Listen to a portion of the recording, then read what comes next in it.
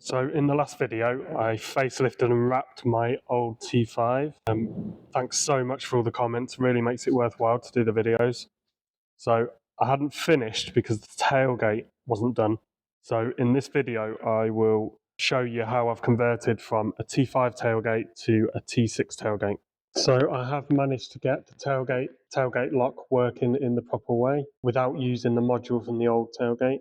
I've got an interior release switch so I can open the tailgate from the inside, and I've got some interior lights running off the leisure battery.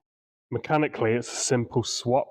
Unplug the loom there. That's at the bottom rear passenger side behind the panel. Then you unclip the struts, unbolt the two hinges on the top, leaving the hinges and the struts on the van because you use them, and then just remove the tailgate. Then take off the lights, the bumper corners, and the bumper itself. Technically, it's quite a simple swap. So the tricky part with this tailgate is that this old one, it's a mechanical handle. On the newer one, it's electric switch in there.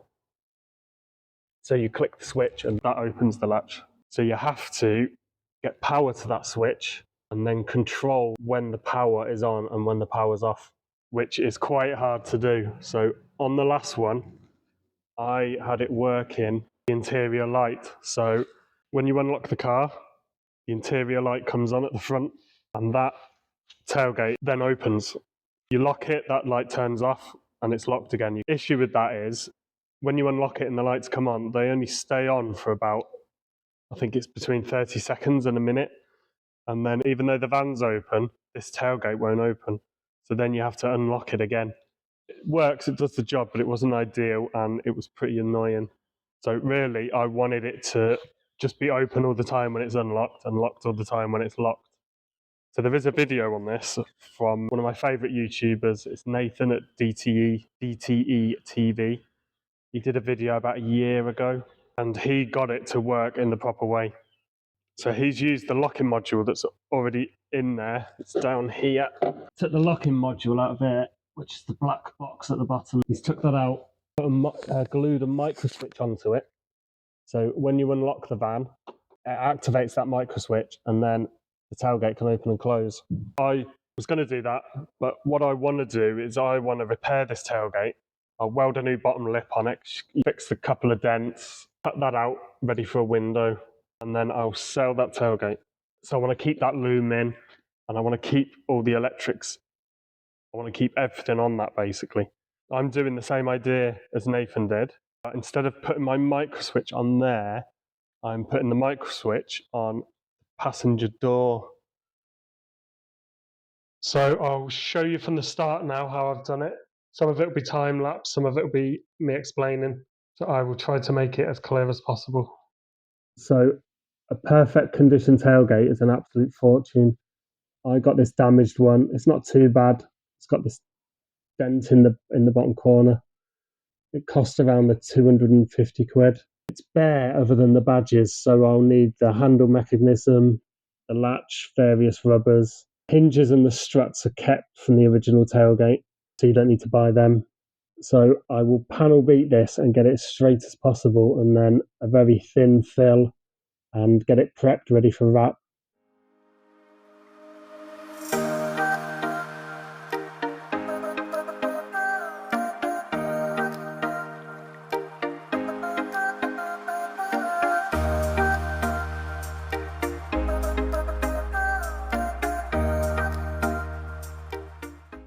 So prep for the wrap is just as important as for paint, so it just needs to be as smooth as possible.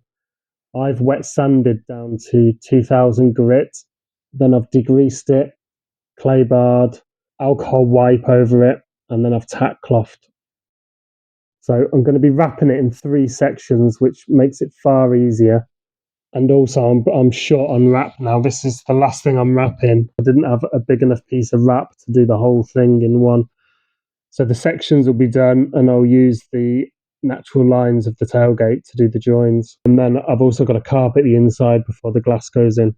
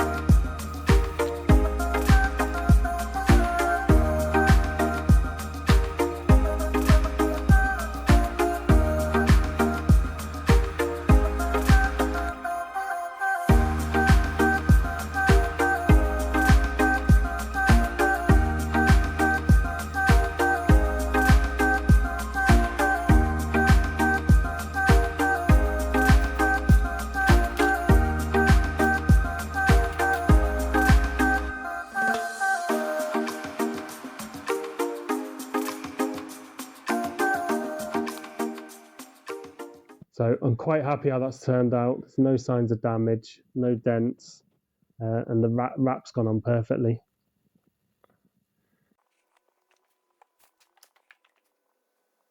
So the new bumper corners and lights go on. You can get new bumper guides for it. I've just put these on temporary, but I don't see any issue at all, so I'm not going to bother with the bumper guides. The lights, they're the same plug, but they're different pin configurations, so I've repinned them, changing the order that they go in. So I've repinned these lights. You can get adapters for them. So the plug is the same, but the wires are in a different order. So I took these lights to bits. I followed the tracks to work out which light was which. This is the new order that the lights have to be for the T6 tail lights. So these are T6 tail lights, not T6.1s. So I've got a bit of fiddling around to do with the lining up. I'm going to have to move the latch a bit to make it close a bit tighter, and I'm going to have to, I believe I need to grind a bit of this light unit to make it sit flat. So then hopefully I get all these gaps right down. So the handle is pretty expensive. It works out about 100 quid. It's in 3 parts. The handle here with the switch inside, then a bracket for the inside, and that sort of clamps the handle in. I've had to modify that a little bit. It was the wrong one. And then there's this outer handle. This is an aftermarket cover. I will have to bond that on, but it will work fine. And you can use a universal locking motor, which I did on the last one. But I've ordered the proper motor now. It was only about 12 quid, and it bolts onto the inside bracket. So I've made a loom up for the tailgate. I've fed the wires through and connected to the old plug. So that's the brake light, number plate lights, and the locking wires.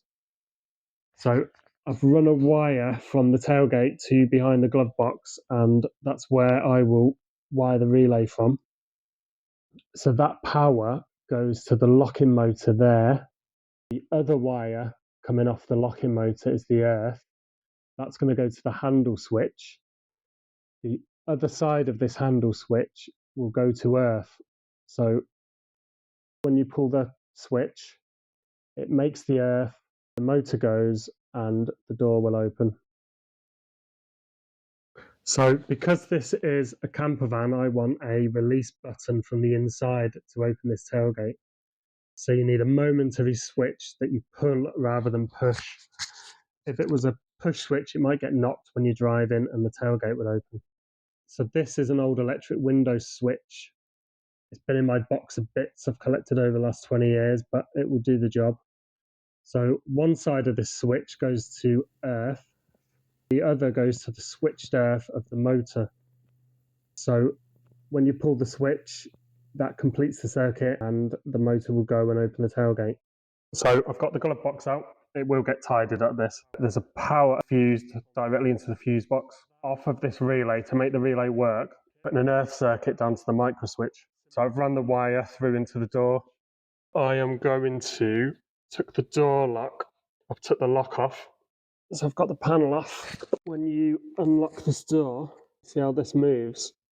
So I'm just going to glue in a micro switch there. So when you open and unlock the car, that will operate the relay. There's the micro switch there, and that is just going to sit there. And when that opens and closes, that's going to operate that micro switch. So moment of truth now. See the micro switch there. So if I unlock the car now, that switch is pressed. Yes, works. So I have sound deadened and insulated, and I've got all the wires in conduit as well. So I've cut out the interior panel. There's the switch is going to go in there. These downlights are going to go in there. They're going to be done off a switch. So I'll get that carpeted now and then push it in.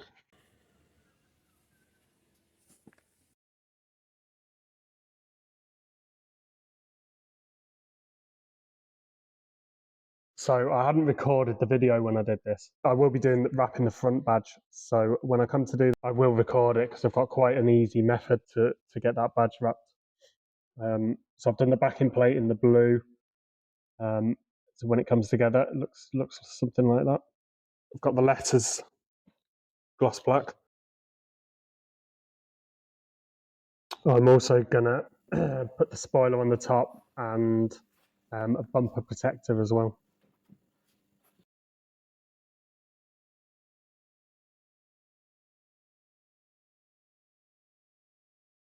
So the cost of everything, the tailgate was, I'm sure it's about the 250 quid, might have been 260.